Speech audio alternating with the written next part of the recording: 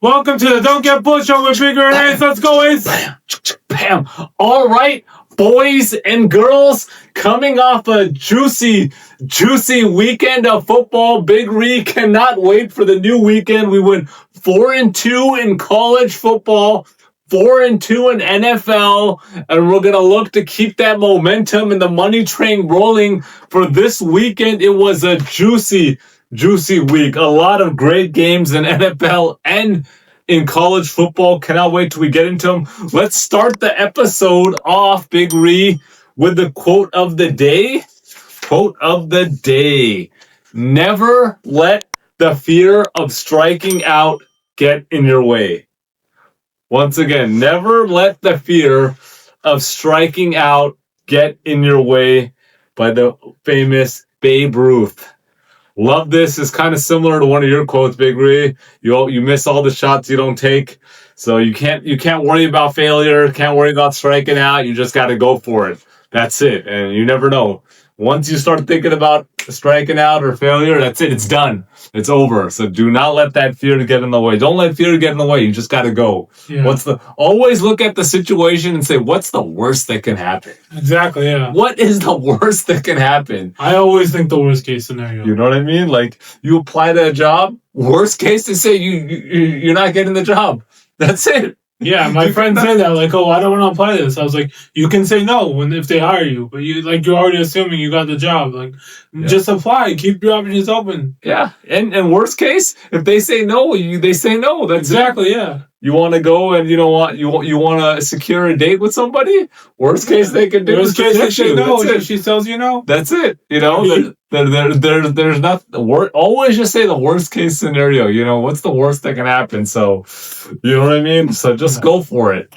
And all right, let's get to a recap of college football, Big Ree. It was there was a lot of good games in the top 25 on the docket. Friday night, 3 great games. I don't know. I was watching all of the games. We had TCU and Arizona State. Arizona State came back, won that game 27-24. Yeah. That was a good game. The Houston-Oregon State game. Yeah. That was down to literally all these games, the Friday night's games were down to the last play of the game, the last drive. And then Virginia upsetting Florida State. Yeah. That was good. In double OT. Double OT, yeah. What another great game. So we start off with a bang Friday night, 3 great games. Then we had Illinois and USC in a shootout. Yeah. Big Ree. Disappointing that the Trojans lost, but what a game. What a game. Any thoughts on this game, Big Ree? USC just always starts out hot and disappoints. I've been saying this for years. They played the no-name schools, and then they should have won this game. Before I say anything else, they blew this game. Yeah, they were playing well, but their defense could not stop Illinois at all. And then I don't know what the hell Coach Lincoln Riley was doing in this game in the fourth quarter at the end of the last drive. Why are you calling timeouts? Why are you calling timeouts when Illinois got the ball? You're not getting the ball back. It's first down. You're not going to get the ball back. This is a probably 55-yard field goal for Illinois, and you're calling timeouts for them. Makes absolutely no sense, and it cost them. It cost them. This is bad clock management on Lincoln Riley's part. This is why, people are like, oh, why is he not a great coach? He does bonehead moves like this. Bonehead decision-making, and I don't understand. You're a coach at this level. How do you not know that? Why does somebody like me know this and you don't? Really bad clock management. Horrible clock management. I was like, what the hell is this guy doing? And then, Bree, let me ask you this. Why has Lincoln Riley, ever since he's at Oklahoma, not invested in a damn defense? I don't know. That's just him. Great offense, no defense. Every time they have their defense stinks. USC's defense stinks. It's unbelievable. It's unbelievable that this guy never gets it. Then we had Washington and Ohio State. This is a game that you liked. It was almost going into halftime, Washington was up 3-0. with like 2 minutes left in the second quarter. Looked like this upset alert. You called this upset alert, and then they completely blew it. The first fake field goal was just atrocious. The guy did not even turn around. What a joke. What a joke of a play, Big Ray. And then Ohio State scored a touchdown before half, and the rest was just history. That was it. And they weren't even trying because it was 17-6. Ohio State goes for it on 4th down.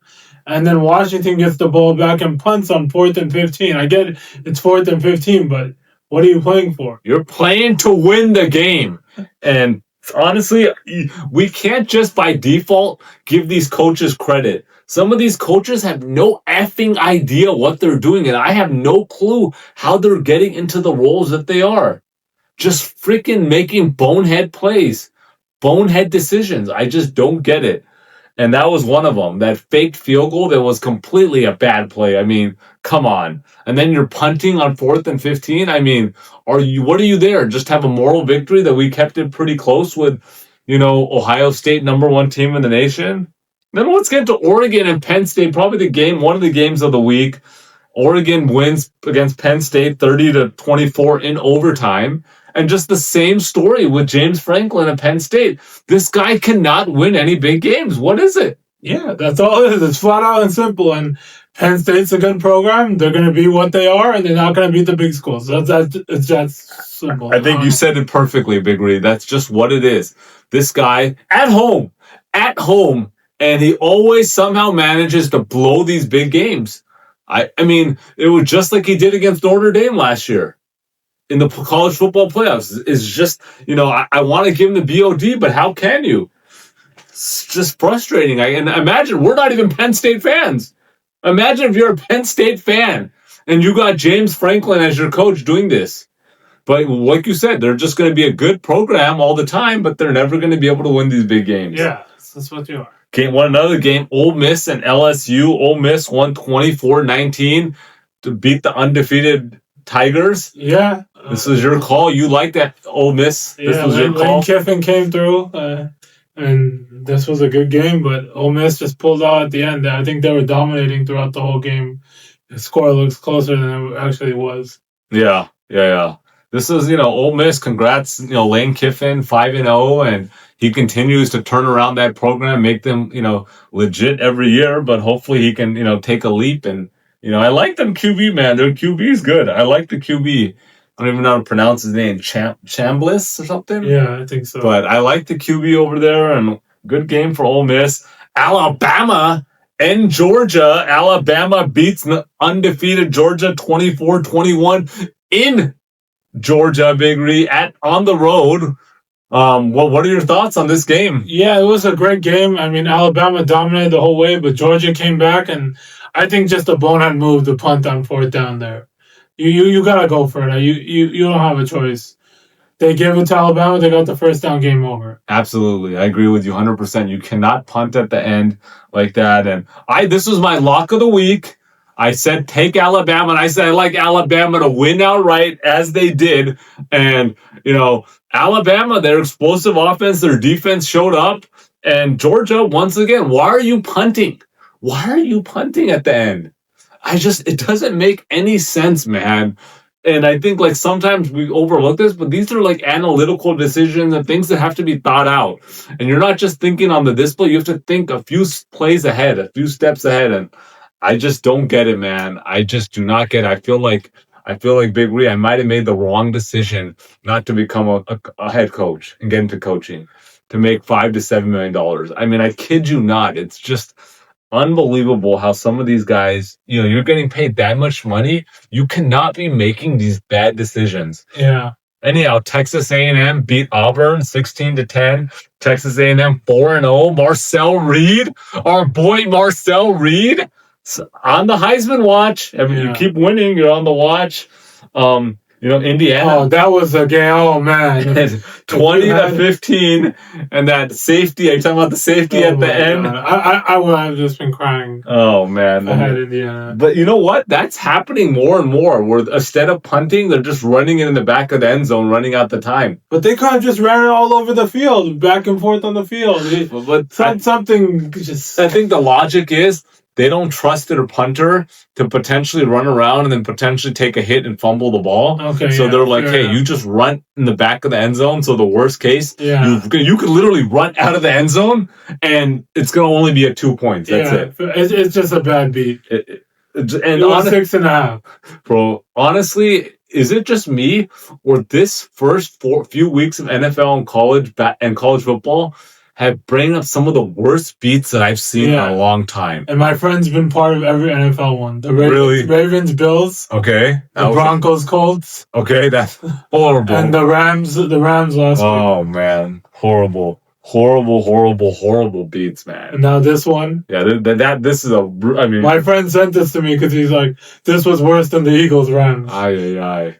It's just happening more, but you gotta have to start considering these stuff when you're putting the bets in.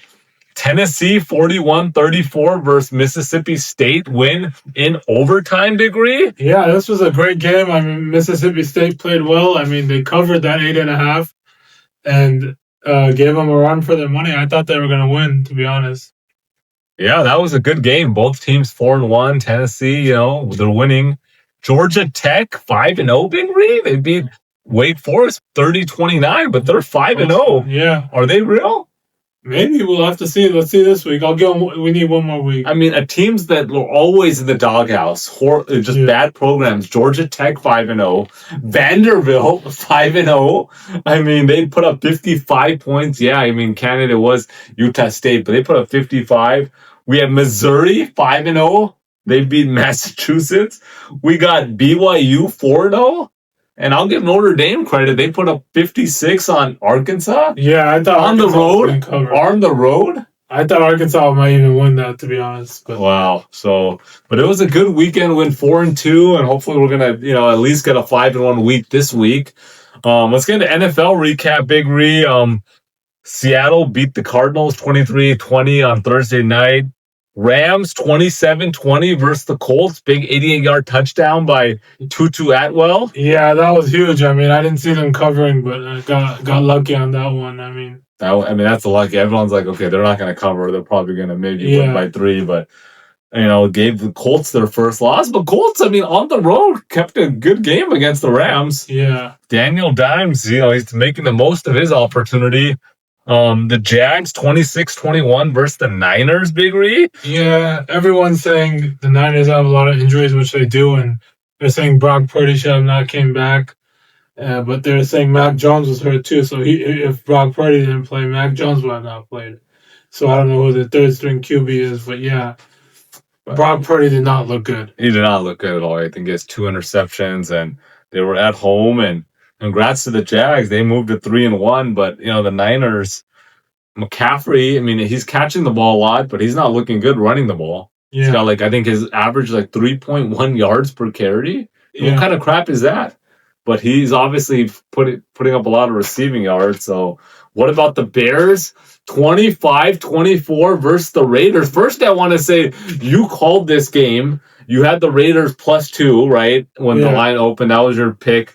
And then you said Ashton Genty's going to have his breakout game in the NFL. He had, 100-plus yards, 3 touchdowns? Yeah. And exactly what you said. This was their game. Blocked field goal at the end, but Carlson's field goal got blocked for the Bears to win. What are your thoughts? Yeah, everything went right for them. And even with 3 turnovers from Geno Smith, and you can still win the game. And you still can't, and you still don't win. That's crazy. The Raiders are the Raiders. Yeah. That's all it comes down. And my thought is, I feel like this is a huge momentum swing for the Bears. It's almost like last year when they lost to Commanders on the Hail Mary and their whole season fell apart. I feel like this win is going to turn their season around completely. Yeah. And they're going to go on a run. They're going to go on a nice run. I think this was huge for the Bears. They needed this. Yeah. Bills and Saints, 31-10. 31-10, the Bills. They 31-19 against the Saints, but honestly, the Saints had a chance. You saw they took the lead and then they overturned that touchdown in the 4th, but I don't know, man. Bills, what do you think? They were just probably on overlooking cruise control. Yeah. And the Saints played well, too. You got to give the Saints some credit. The Saints are battling. They are other than that Seahawks game, they're battling in every game. The Giants 21-18 upset win over the Chargers. Jackson Dart in his rookie debut gets the win, Big Ree. And what are your thoughts in this game? Yeah, probably the craziest game. Obviously, the biggest thing here. Obviously, everyone's going to say neighbors, of course, but the Chargers losing Joe Alt was a huge deal. Justin Herbert had no time to throw the ball. Obviously, O-line is the biggest thing, and they were giving him pressure. But kudos to Jackson Dart. He deserves a lot of credit. I mean, he got the win in his rookie. Anytime a rookie gets a win in his debut when they're winless, prior to him stepping in, I got to give him credit. Obviously, Jackson Dart, the former USC transfer. And so I like the guy. I'm rooting for him. But good win for the Giants. But with Neighbors out, this is going to be a long season now. Yeah, for sure. Let's not get fooled here, guys. This is going to be a long, long season. And I hope for Dart's own sake that he's able to put together even a decent season. Yeah, I think he'll be fine. I mean, it's gonna be a long season for them. Regardless of what he does, this win has just already solidified him. Don't forget about our boy Will Levis 2 years ago when he came out, got the win, same situation, 4 touchdowns. Everyone's like, "Oh, this guy's the franchise." And where's Will Levis now? Yeah, it's still. So, I mean, this was huge. Don't get me wrong, but I don't know. Without Neighbors, bro, I mean, who's their second best receiver? Shepard? I don't even know. I mean, dude, I hope. I mean, he looked good. Dart looked like he had good command for a rookie. Yeah. What about the Buccaneers and the Eagles? 31-25, Eagles win? Yeah, Eagles dominated the most of the way, it seemed like, and Bucs came back and gave it a run for their money. I mean, Bucs blew this game. They had this opportunity. They freaking got their punt blocked on the first drive to give up 7. And then the Eagles are dominating this game. Bucs came all the way back. We're about to take the lead. Baker Mayfield threw an interception on the 11-yard line. They blew this game completely. And but Bucs are interesting, man. They are a very interesting team. They were limited without Evans. Is Chris Godwin coming back? He played this game. Was he limited? I mean, he didn't really make a difference. He didn't really do anything. He played. I know he played. He was in the game. But they're an interesting team. What's the name of the rookie that they had from last year? They played pretty well. Bucky Irving? The receiver. What's the name? I have no idea. It's not coming to me. But the Bucs are interesting. Is there a reason to be concerned in Philly? No, Philly is just playing great. I have nothing against Philly now. I know everyone's talking about A.J. Brown not getting any targets and Saquon not playing well, but they're undefeated. I can't say anything. Right? I mean, I agree with you. Once you're undefeated, there's not much to say, but we'll see. But the good win for them on the road, the Eagles. Texans finally got their first win, beating the Titans 26-0. What do you think about this game, Big Reed? Cam Ward had a lot to say after. What did he say? He was just saying they're playing like complete ass, what he said, and everybody's playing bad. He had a lot to say. When's the last time Tennessee got a win? You're the number 1 effing overall pick. Man up. Man up. Guide your team. There was a lot of frustration. He's a young kid, and I think he's going to be all right, but I'm not high on him. I don't think this guy's a generational talent, but you got to man up and do better. Right. You're out there complaining in the locker room. Be the leader. Be the leader. You're the QB. Be the leader. Number 1 overall pick, man. But congrats to the Texans. This was my lock of the week last week, and they won, and they won big 26-0. The Chiefs and the Ravens 37-20. Mahomes 4 touchdowns, 270. Lamar went out with a hamstring injury. The big thing is worthy return, and they got a big win. What are your thoughts? Yeah, this game was over before Lamar got injured, so let's not use that as excuse. I agree. Yep. And the Chiefs just dominated the whole way. It wasn't even close. Yeah, but are the Chiefs back on track now, or what are your thoughts? They are. Yeah, I mean they're 2-2, and their 2 losses are to Philly. They lost to Philly, and then they lost to the Chargers. Yeah, 2 good teams, and Worthy. I've been saying it all for the last couple of weeks is you can't play without losing your top 2 receivers, right? Yeah. Now they got one of them back. I think they're going to be better, but until they get Rashee Rice back, I think we're not going to really see how. That's the thing, though. Like you won't, even if they're 2-2 right now, who cares? I mean, like, it doesn't mean anything. Yeah. 2-2 doesn't mean crap.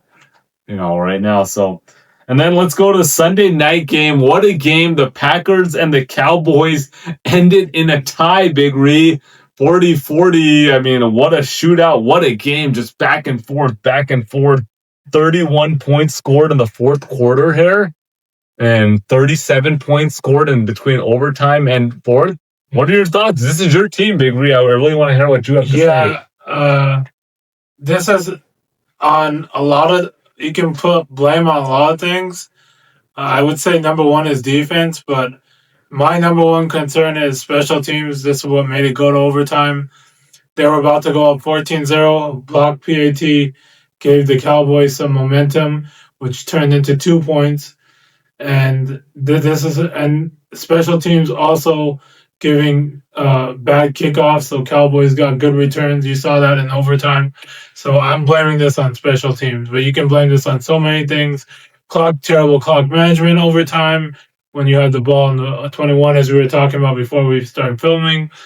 There's so many things you can point at. Yeah, I mean, what a shootout, first of all. Obviously, everybody knew Dallas's defense sucked, so this was not unexpected that Packers would put up this much. And I don't think anybody saw the Cowboys putting up 40 on the Green Bay defense. I mean, the Green Bay defense looked like complete crap. I want to make that clear as day. I mean, I thought hey, Green Bay, they have a good offense, good defense, but their defense looked like complete crap. I don't know if it was just too much of all the extra stuff going on with the Parsons returning to Dallas and all that nonsense. But their defense, you're giving up 40 points. And what my takeaway, first of all, is the Cowboys' offense looked really good. For sure. I mean, without CeeDee Lamb. Yeah. Without CeeDee Lamb, they put up 40. Pickens look good. I mean, I said their offense is interesting. If they can put the offense together, they'll be a fun team to watch. Their defense stinks, but it'll be a fun team to watch. But I put this game on the Packers. I don't know what the hell they were doing in the overtime. I watched this whole game, obviously, and the Sunday night game, and Packers had a chance to win this game. They had the ball on the Dallas 25-yard line with 1 minute and 50 seconds left. First down. First down with 1 minute 50 seconds left on the Dallas 25-yard line with 1 touchdown. How do you only get 5 plays off other than this 1-second field goal? Horrible clock management. And I don't even know if I really want to blame Jordan Love or Coach Matt LaFleur. Both. Obviously, as a QB, you got to know things and be able to speed it up and stuff. But at the same time, the coach has got to be able to, indicate this to your QB and make sure that this stuff doesn't happen. We were talking about this prior to, filming. It looked like they were just content with tying this game up. Yeah. They were it felt like they were so scared of we get a field goal quickly, and then this Aubrey's going to come down and kick a 60-yard field goal. We're going to lose. Yeah. And I think this is the kind of nonsense coaching is why the Packers are not going to win the conference. Because of this type of scared, crappy coaching by Matt LaFleur. Green Bay had 1 minute 50 against a crappy Dallas defense. Jordan Love was just picking these guys apart. Even the backup running back, Wilson. These guys should have won this game. It was a lock for these guys to win. Not tie, win this game. And I mean, most teams in 1 minute 50 can drive the entire field, bro, against a crappy Dallas. And you are on the 25-yard line, and you had a timeout, and you couldn't go 25 yards? Unbelievable. Completely, it just doesn't make sense. I just don't get it. Especially when you're in a conference with the Lions, who are looking better the last 3 weeks. The Vikings, I don't buy them because I just don't buy their QB situation. And the Bears, I think, I just said it earlier, I think they're going to pull off a run. 1 game or 2 games is going to decide this division. Yeah, 100%. Sure. And I think that's why they kicked the field goal instead of going for it. Because then I think the tie is better then. It is, of course. Loss. But they could have got this. They should have won. 100%. I agree. I'm not going to go on my whole rant here on the video, but 25 yards against a Dallas defense that's been complete crap all year. I was disappointed, of course. I just don't get it, man. I just do not get it. But whatever, you take the tie 2-1-1 for the Packers, but I think they have bigger aspirations, and you need to take as many wins as you can. And, because you want to get that home, first of all, you want to get the bye, right? You're trying to get a bye. Yeah. You're trying to get a bye and home field advantage, and, these games matter. But, I mean, a minute 50 on the 25-yard line. Honestly, I think Jordan Love could have done this with 35 seconds, 40 seconds. But the whole management it didn't make sense. Anyhow, Big Ree, let's give us some shout-outs for this week. Shout out to Jay Money Shot. Bam. I want to give a shout out to Raymond Arias. Raymond, what's up? Shout out to Daniel Quinedo. Give a shout out to Kim Allen. Thank you for tuning in, Kim. Shout out to Eric Lunding. And we're going to give a shout out to King B. Appreciate the support. And all right, let's get into the BS segment of the show, Big Ree. Everybody has been commenting below. We love the BS segment. We want to hear about the BS going on. So the BS segment is here to stay, boys and girls. We had a nice outing on Saturday night here in Los Angeles. Actually, we headed towards Orange County, Big Ree. It was about a 45-minute drive. We wanted to check out the Orange County auto show at the Anaheim Convention Center. Not bad. It was $15 to get into the auto show. Yeah, not bad. We took our friend. Our friend is there from out of town. He liked it a lot. Yeah, the auto show was good. I mean, I used to always go to the auto show back. It was regularly annual thing. My dad used to take me all the time to the auto show, and nothing better than just checking out all these brand new cars, being able to just sit in any car you want. And so it was a good show. I mean, it's definitely smaller than so anybody that's from the LA area, it's definitely much smaller than the LA one. The LA one is probably at least 3, 4, 5 times bigger. So if you're gonna go and you're a car enthusiast or you enjoy going to the car show, don't waste your time with Orange County. Honestly, just go straight to the LA one, which I believe is closer to like November, December time. Yeah. But the auto show was good. I mean, they basically had all the brands there. Everything was cool. You get to check in. Only thing I didn't like, Big Ree, is they weren't giving out any knickknacks. Like there was they weren't. There were no no pens, no notepads, no mugs, no shirts. It was kind of just here's all the cars and go to town. What did you any particular cars that you liked over there, or what was your favorite part of the show? The last one that looked like an airplane. I forgot what brand was that. Oh, the one like inside was like a cockpit. Yeah. Oh, what was that brand, man? It almost looked like a Jeep. Yeah. It almost looked like kind of like a Jeep Cherokee, but it was like one. I can't think of the name. It's definitely a new name, but literally inside looked like a airplane cockpit. But it was great. I mean, being able to see all they had a whole Corvette area. Yeah. Bunch of Stingrays. The new Stingray looked nice. Yeah, definitely. That Stingray, but that thing had a sticker of 126, Big Ree. Yeah, Corvette Stingray 126. So question of the day, would you pay 126 for a Stingray? Would you pay 126? That's a good question for a Corvette, a Chevrolet Corvette Stingray. It was a really nice one. It was like that urban gray color convertible. It looked nice, man. Yeah. I was like, man, this would be nice. The Cadillacs. But the Cadillac, what do you think about the Cadillac Escalade, Big Ree? That's all right. Escalade was $155,000, the one they had. Yeah, that's a little bit taxed for an Escalade. I mean, come on, who's paying $155,000 for an Escalade? I think 80 is fair, but not $155,000. Yeah, I mean, bro, these SUVs are getting out of control. $155,000 for an Escalade? Come on, stop it. The thing that stood out to me the most was the old Corvettes. Oh, those are that special Corvette section they had. They had literally like every Corvette. That was nice. Since like 1960, they had like 10 of them.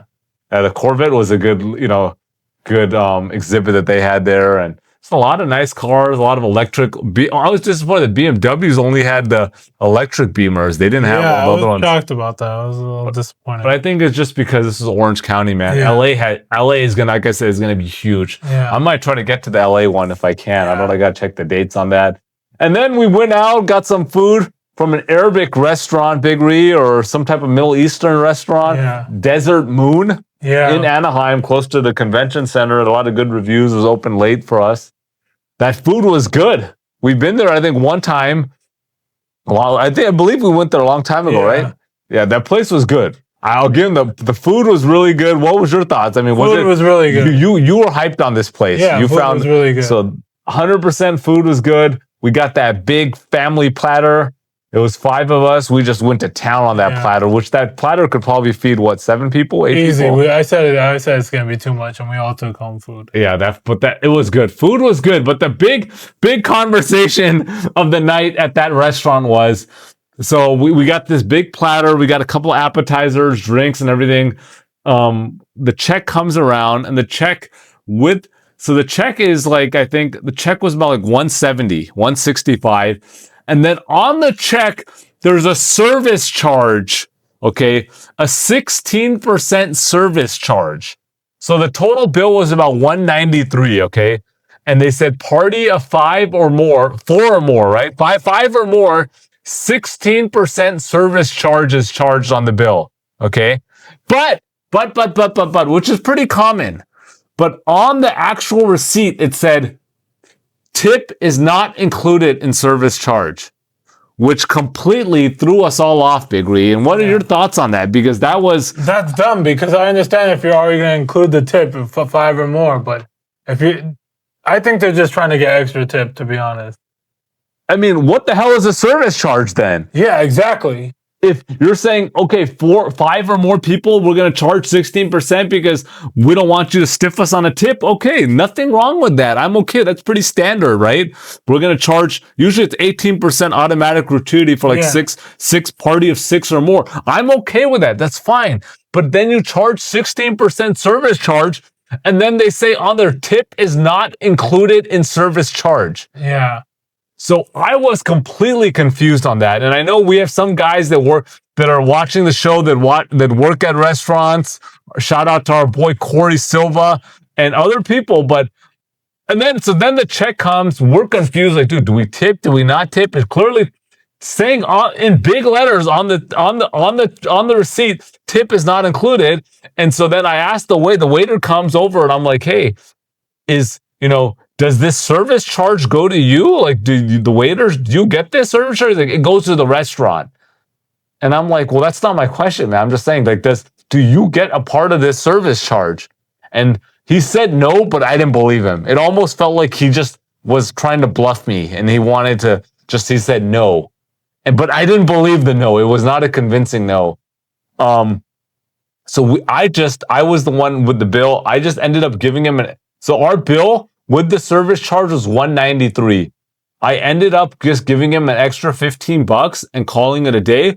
But I am extremely looking forward to somebody commenting, for people to comment and tell us, Ace, you should not have tipped. You should have tipped. You should have tipped $5, 10%, 20% more on top of this.